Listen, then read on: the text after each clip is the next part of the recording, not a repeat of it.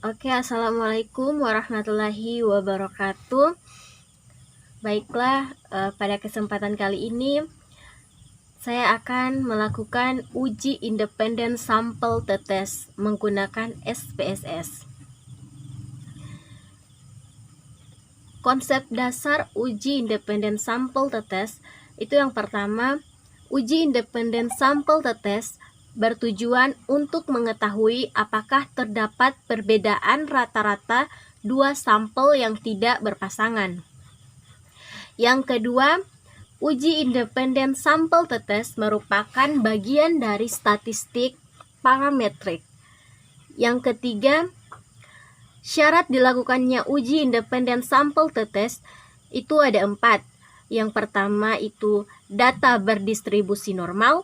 Yang kedua, varian antar kelompok sama atau homogen. Yang ketiga, tipe data numerik. Dan syarat yang keempat yaitu skala data interval atau rasio. Untuk konsep dasar yang keempat itu, apabila data tidak berdistribusi normal, maka dianjurkan menggunakan uji statistik non-parametrik.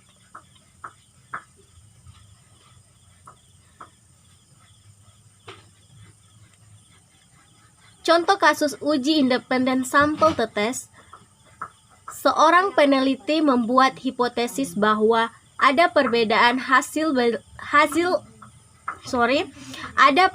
hasil belajar biologi antara kelas IPA 1 dan IPA 2. Untuk membuktikan hal tersebut, kelas IPA 1 dan IPA 2 dijadikan sampel dalam penelitian ini. Data nilai hasil belajar biologi siswa sebagai berikut. Nah, di sini saya sudah buatkan tabel dalam Microsoft Excel. Di sini ada hasil belajar biologi IPA 1 dan IPA 2. Nah, pada tabel yang kedua ini kategori atau kode antara IPA 1 dan IPA 2. Yang saya uji ada 20 responden.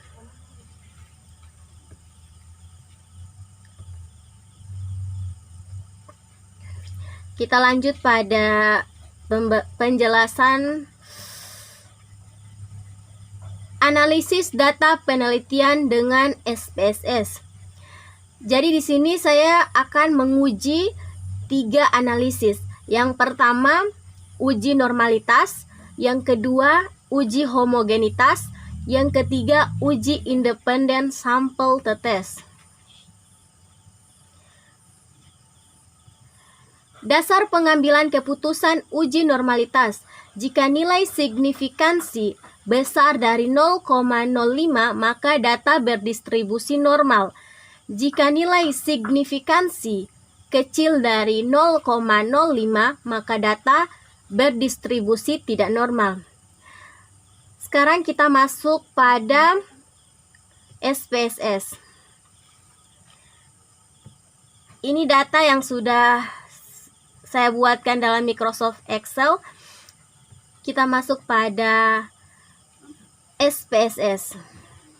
Kita pindah ke variable view. Oke, ini adalah aplikasi SPSS.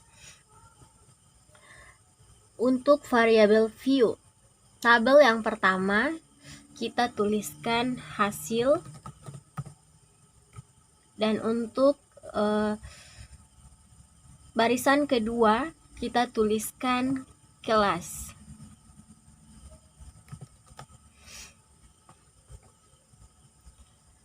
Pada label hasil kita tuliskan hasil belajar biologi.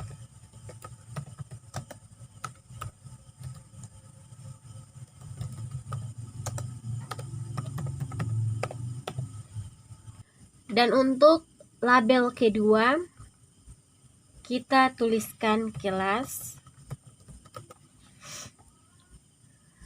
Pada kolom value, pada value pertama kita tuliskan angka 1. Labelnya kita tulis IPA 1. kita add. Pada value yang kedua kita tuliskan angka 2 dan labelnya kita tulis IPA 2. Kita klik add dan oke. Selanjutnya kita masuk pada data view. Nah, pada data view sudah ada tabel yaitu tentang hasil dan kelas. Selanjutnya kita akan mengcopy hasil dari data dari Microsoft Excel. Nah, di sini adalah ada hasil belajar biologi. Nah, hasil belajar biologi di sini akan kita copy pada data view. Untuk IPA 1 kita copy pertama.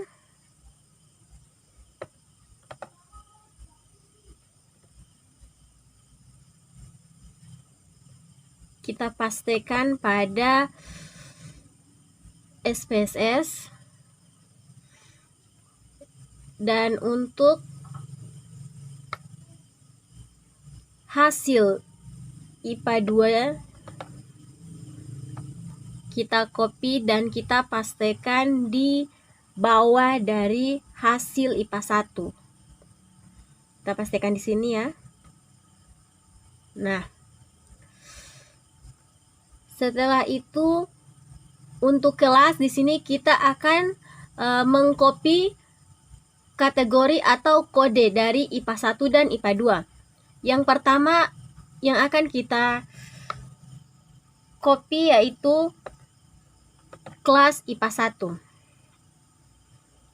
1. Kemudian kita pastikan pada tabel kelas. Selanjutnya kelas IPA 2.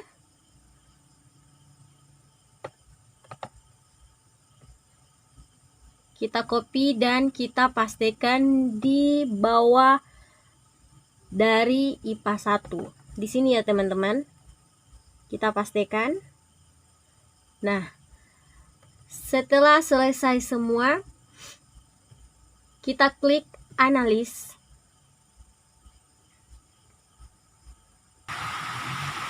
Oke, selanjutnya kita pilih analis. Pada analis kita pilih deskriptif statistik. Kita klik explore. Nah, pada hasil belajar biologi kita pindah pada kolom dependent list.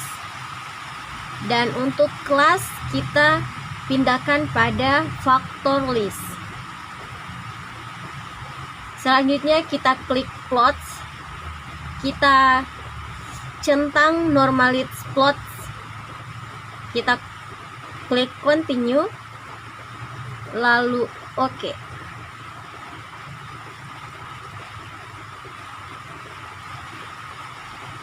Maka akan masuk tampilan output. Maaf ya teman-teman. Di sini hujannya turun. Jadi agak terganggu sedikit penjelasannya. Semoga tetap terdengar jelas ya suara saya. Karena saya juga sekarang ini kurang sehat. Jadi tidak terlalu fit ya. Tapi saya akan usahakan membuat tugas ini agar teman-teman juga paham dengan penjelasan saya. Oke teman-teman, karena outputnya sudah ada, maka kita scroll ke bawah. Nah, kita temukan test of normality. Kita kembali pada penjelasan. Jika nilai signifikasi besar dari 0,05, maka data berdistribusi normal. Jika nilai signifikasi kecil dari 0,05, maka data berdistribusi tidak normal. Keputusan uji normalitas. Nilai signifikasi IPA 1 sebesar 0,830. Sedangkan nilai signifikasi IPA 2 sebesar 0,057. Ini ya teman-teman, nilai signifikasi. Nah, karena nilai signifikasi untuk IPA 1 dan IPA 2 lebih besar dari 0,05, maka kesimpulannya adalah data berdistribusi dengan normal. Nah, karena untuk syarat pertama sudah terpenuhi, maka selanjutnya kita input SPSS lagi. Kita buka aplikasi SPSS ya teman-teman. Maaf ya teman-teman, hujan di sini sudah semakin keras, tapi tidak apa. Oke, kita lanjut. Kita akan menguji hasil dari kita akan menguji homogenitas dan uji independent sample test. Nah, di sini ada data dari SPSS. Kita klik analis, kita pilih compare means, kita pilih independent sample test. Nah, pada hasil belajar biologi, kita pindahkan pada test variable. Dan untuk kelas, kita pindahkan pada grouping variable. Dan pada define groups, kita beri angka 1, grup 1, dan grup 2 kita beri angka 2. Kita klik continue, lalu OK. Nah, ini adalah output dari data yang akan kita uji homogenitas dan independent sample test.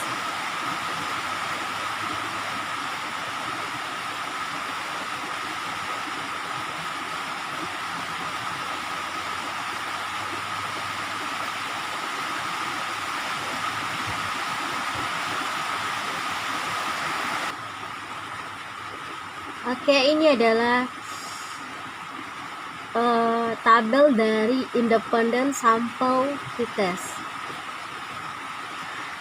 Sebelum kita masuk pada uji independent sample test, kita harus mengetahui uji homogenitas terlebih dahulu untuk syarat yang kedua. Kita masuk pada penjelasan. Dasar pengambilan keputusan uji homogenitas. Jika nilai signifikansi besar dari 0,05, maka distribusi data adalah homogen atau varians data sama. Sebaliknya, jika nilai signifikansi kecil dari 0,05, maka distribusi data adalah tidak homogen atau varians data berbeda.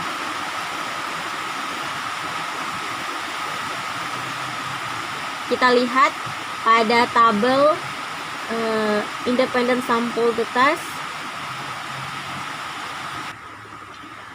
Nah, di sini nilai signifikansi kita temukan bahwa nilai signifikansinya 0,366.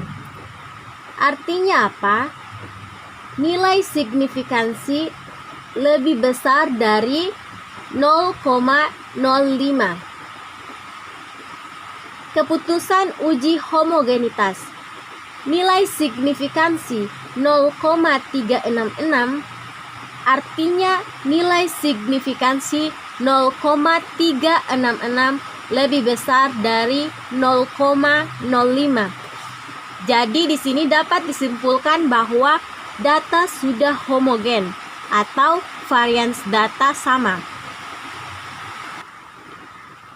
Oke, karena syarat yang pertama dan syarat yang kedua sudah terpenuhi, maka kita akan lanjut ke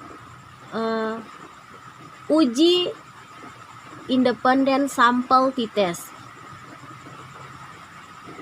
Kita masuk pada penjelasan dari dasar pengambilan keputusan uji independen sampel t-test. Jika nilai signifikansi t-tailet lebih kecil dari 0,05, maka ada perbedaan yang signifikansi antara hasil belajar kelas IPA 1 dan kelas IPA 2. Sedangkan jika nilai signifikasi t-tailet lebih besar dari 0,05, maka tidak ada perbedaan yang signifikansi antara hasil belajar kelas IPA 1 dan IPA 2. Selanjutnya kita lihat pada output di SPSS. Ini adalah tabel independent sample t-test. Nah, kita lihat nilai signifikansi t-tailet. Ini ya teman-teman. Jadi di sini nilai signifikansi t-tailet itu kelas IPA 1 dan kelas IPA 2 nilai yang diperoleh yaitu 0,047. Keputusan uji independen sampel t-test. Nilai signifikansi t-tailet untuk kelas IPA 1 dan IPA 2 sebesar 0,047. Artinya, nilai signifikansi untuk kelas IPA 1 dan IPA 2 kecil dari 0,05. Maka dapat disimpulkan ada perbedaan yang signifikansi antara hasil belajar kelas IPA 1 dan IPA 2. Oke, terima kasih. Itulah langkah-langkah dari uji independen sampel t-test. Terima kasih karena sudah menonton video saya. Jangan lupa like and subscribe. Oke, assalamualaikum warahmatullahi wabarakatuh.